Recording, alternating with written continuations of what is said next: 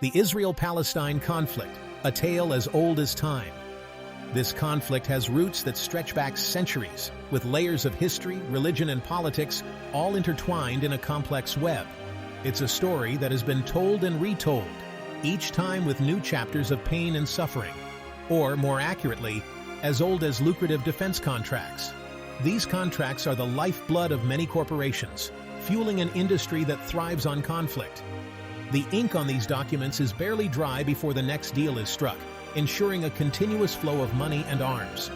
Because behind the headlines and the heartbreaking human cost, there's a whole other story playing out. It's a story that doesn't make the front page, but it's just as significant.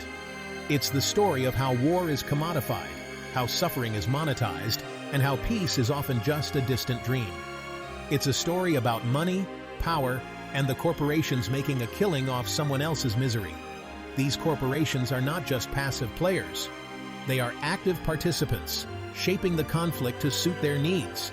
They are the unseen hands that pull the strings, ensuring that the cycle of violence continues. Think of it like this. The conflict is a stage, and the players? They are not just the soldiers and politicians you see on the news. They are the CEOs and board members, the lobbyists and investors, all playing their parts in this tragic drama. Well, it's not just countries squabbling over land. It's a geopolitical chess game, with each move calculated for maximum gain. The land is just one piece of the puzzle, a pawn in a much larger game. Lurking in the wings are some of the biggest corporations you've ever heard of. These are the giants of industry, the titans of commerce, whose influence extends far beyond the boardroom. They have the power to shape policy, to influence governments, and to profit from conflict. And they're not here for peace talks, they're here for profits. For them, war is just another business opportunity, a chance to increase their bottom line. They are the ultimate opportunists, always looking for the next big score. This isn't a conspiracy theory, folks, it's just good business. In the world of high finance and global trade, conflict is just another market to be exploited. It's a cold, hard reality that many prefer to ignore, but it's there, lurking beneath the surface. Companies like Lockheed Martin, Raytheon, and Elbit Systems are practically household names. These are the giants of the defense industry, the companies that build the weapons of war. They are the ones who supply the tools of destruction, ensuring that the conflict continues. They're the ones supplying the weapons that keep the conflict simmering. Every bullet, every bomb, every missile is a product of their factories, a testament to their ability to profit from pain. They are the merchants of death, selling their wares to the highest bidder. But it's not just about bombs and bullets anymore. The modern battlefield is a high-tech arena where information is just as valuable as firepower. Surveillance technologies, drones, and cyber warfare are the new tools of the trade, and tech companies are cashing in. Tech companies are cashing in on surveillance technologies. They provide the eyes and ears of the modern military, the tools that allow for constant monitoring and control. They are the new players in this age-old conflict, bringing their own brand of innovation to the battlefield. Energy giants are vying for control of precious resources. Oil, gas, and other natural resources are the prizes in this high-stakes game, and the energy companies are willing to do whatever it takes to secure their share. They are the power brokers, the ones who fuel the engines of war. It's a whole buffet of conflict profiteering, and everyone's getting a piece. From defense contractors to tech companies to energy giants, everyone has a seat at the table. They are all part of the same system, a system that thrives on conflict and chaos. So buckle up, because we're about to dive headfirst into the murky world of corporate greed and geopolitical maneuvering. It's a world where profit trumps principle, where the lines between right and wrong are blurred, and where the stakes are higher than ever. And trust us, it's even more messed up than you think. The deeper you go, the more you realize just how interconnected everything is, how every decision, every action has far-reaching consequences. It's a tangled web of greed, power, and ambition, and we're just scratching the surface. You might think that in a conflict like this, companies would pick a side. You know, good guys versus bad guys, the whole shebang.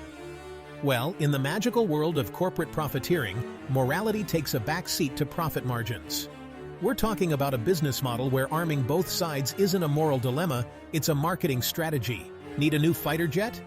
No problem, we've got you covered. How about some state-of-the-art drones? Coming right up. It's like a one-stop shop for all your conflict needs. This isn't just cynical, it's good business. By supplying arms to multiple actors, these companies ensure a steady stream of customers. And hey, if the weapons they sell to one side end up being used against the side they're also supplying, well, that's just more business, isn't it? It's enough to make you wonder who's really fueling this conflict. Is it political ideology, religious differences, or just good old-fashioned greed? Spoiler alert, it's probably all three, but the profit motive is the one nobody wants to talk about.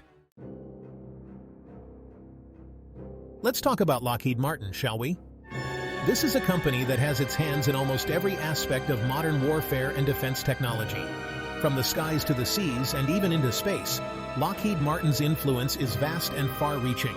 You know, the company that brought you the F-35 fighter jet, a marvel of modern engineering that only costs a cool $80 million per plane. This jet is not just a piece of machinery. It's a symbol of technological prowess and military dominance. The F-35 is equipped with advanced stealth capabilities, state-of-the-art avionics, and a suite of sensors that make it one of the most formidable aircraft in the world. But all this comes at a hefty price tag, making it one of the most expensive military projects ever undertaken. That's right, for the price of a small island nation, you too can own a piece of military might. Imagine the power and prestige that comes with owning such a sophisticated piece of technology. But who really benefits from this? Now, where does the Israel-Palestine conflict fit into this? This is a region that has been plagued by violence and instability for decades, and the presence of advanced weaponry only adds fuel to the fire. Well, Lockheed Martin is a major supplier of weapons systems to both Israel and the United States. These weapons are often used in conflicts that have devastating consequences for civilians caught in the crossfire. In fact, they're so chummy with the U.S. government that they practically have their own office in the Pentagon. This close relationship ensures a steady stream of contracts and funding, making Lockheed Martin one of the most powerful players in the defense industry. And guess who's footing the bill for all those shiny new weapons? That's right, taxpayers. Your hard-earned money is being funneled into a system that prioritizes military spending over social programs and public services. Your tax dollars are hard at work, funding a company that profits from selling arms to a region already drowning in them. This creates a cycle of violence and dependency that is difficult to break. But hey, at least we're creating jobs, right? Lockheed Martin employs thousands of people across the country, providing good-paying jobs in manufacturing, engineering, and other fields. Because that's the argument you hear every time someone questions the wisdom of funneling billions of dollars into the military-industrial complex. The idea is that military spending drives economic growth and innovation. It's like a giant, deadly game of musical chairs, where the stakes are incredibly high and the consequences of losing are dire. The constant need for new weapons and technology keeps the game going, but at what cost? And the only ones left standing when the music stops are the arms manufacturers. They continue to profit while the rest of us are left to deal with the fallout. It's a system that benefits a select few at the expense of many. So the next time you see a headline about a new military contract or a groundbreaking piece of technology, remember the bigger picture. Behind every innovation and every deal, there's a complex web of interests and consequences that affect us all. And maybe, just maybe, we can start to question whether this is the best way to ensure our security and prosperity. Because in the end, the true measure of a society is not its ability to wage war, but its capacity for peace and justice. Section 4. Raytheon. Guiding your missiles to their targets, accurately and profitably. Next up on our conflict profiteering hit parade. Raytheon. You might know them for their Tomahawk cruise missiles, those precision-guided instruments of destruction that are just the thing for when you absolutely, positively, have to blow something up from a safe distance.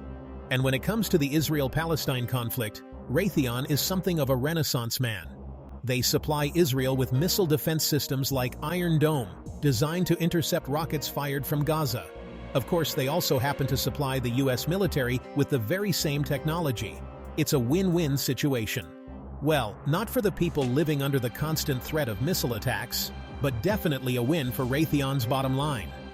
They're like the Switzerland of the arms industry, happily supplying weapons to all sides of a conflict without ever having to take sides themselves. It's a business model that's both morally bankrupt and incredibly profitable. Section 5. Elbit Systems, Drones, Surveillance, and a healthy dose of moral ambiguity. Now let's talk about Elbit Systems, an Israeli defense contractor that specializes in all things surveillance. We're talking drones, sensors, and all sorts of other high-tech goodies designed to keep an eye on things, or, people. Elbit is a major player in the market for drones, those unmanned aerial vehicles that have become synonymous with modern warfare. They've sold their Hermes drones to countries all over the world, including, you guessed it, Israel. These drones are used for everything from reconnaissance to targeted assassinations. They're like the Swiss Army knives of aerial warfare, versatile and deadly. And they've become a key part of Israel's military strategy in Gaza, where they're used to monitor Palestinian movements and carry out airstrikes. But hey, at least they're unmanned, right? Because that makes it all okay. It's not like there are real people on the receiving end of those airstrikes or anything. Oh wait, there are. Section 6. Beyond Bombs. Tech companies cashing in on the data gold rush. You might think that the business of conflict is all about bombs and bullets, but that's so last century. The modern battlefield has evolved, and so have the tools of warfare. While traditional weapons still play a role, the real game changer in today's conflicts is data. These days, it's all about data. Data is the new oil, the new gold, the new currency that drives decisions, strategies, and outcomes. From intelligence gathering to strategic planning, data is at the heart of modern conflict. And when it comes to generating data, there's no place quite like a conflict zone. These areas are rich with information, from troop movements to civilian activities, all of which can be captured, analyzed, and utilized. Tech giants, those benevolent corporations that just want to make our lives easier, are also getting in on the action. Companies like Google, Amazon, and Microsoft are not just about search engines, online shopping, or software anymore. They are deeply embedded in the business of data collection and analysis. They're providing everything from facial recognition software to predictive policing algorithms, all in the name of security. These technologies are marketed as tools to keep us safe, to prevent crime, and to ensure public order. But here's the thing about surveillance technology. It's not exactly known for its respect for privacy or human rights. Surveillance systems can be invasive, tracking our every move, recording our interactions, and storing our personal data. In fact, it's often used to target and suppress marginalized communities. These technologies can be weaponized against those who are already vulnerable, turning tools of security into instruments of oppression. And in the context of the Israel-Palestine conflict, where Palestinians are already subject to a system of military occupation and discrimination, this technology is just another tool of oppression. Surveillance and data collection can exacerbate existing tensions, making life even more difficult for those living under occupation. So the next time you hear a tech CEO talking about how their company is making the world a better place, just remember, they might be talking about making it better for their shareholders, but they're not talking about making it better for everyone. The reality is that the data gold rush is not just about innovation and progress. It's also about power, control, and profit. Tech companies are cashing in on the data generated in conflict zones, often with little regard for the ethical implications. These companies invest heavily in marketing to portray themselves as champions of progress and innovation. They highlight the benefits of their technologies, from improved security to enhanced convenience. But behind the glossy ads and polished speeches lies a more complex and troubling reality. The use of data in conflict zones raises serious questions about privacy, consent, and accountability. Who owns the data collected in these areas? How is it being used? And who is benefiting from it? These are questions that need to be addressed, but often are not. As tech companies continue to expand their reach and influence, it's crucial to scrutinize their actions and hold them accountable. The data gold rush is not just a business opportunity, it's a matter of human rights and ethical responsibility. We must ensure that the pursuit of profit does not come at the expense of privacy, dignity, and justice. In the end, the true measure of progress is not just technological advancement, but the impact it has on people's lives.